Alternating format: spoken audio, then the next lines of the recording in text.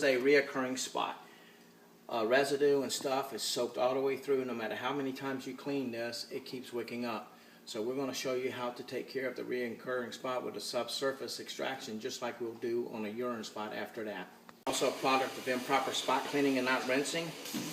We're going to mix up extremely hot water, and we're literally going to flood this area and let it soak. Literally have to soak the carpet and the pad.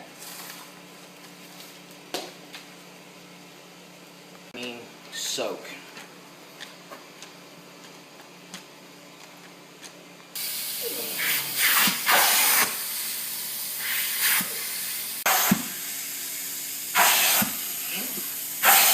Already, but when we got really bad areas, we may have to simultaneously flood it.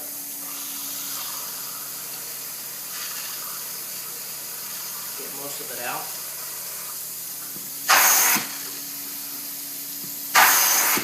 Multiple times. Rinse it again this time. We've got an acid rinse metering in. This is why spot cleaning doesn't work.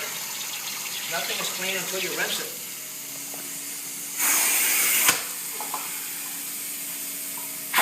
With repeated rinses, you can see we're starting to get it clean. The carpet and pad is saturated here. They try spot cleaning and it's not working. It's got to be rinsed. So now we're having to flood it to get it out of the pad.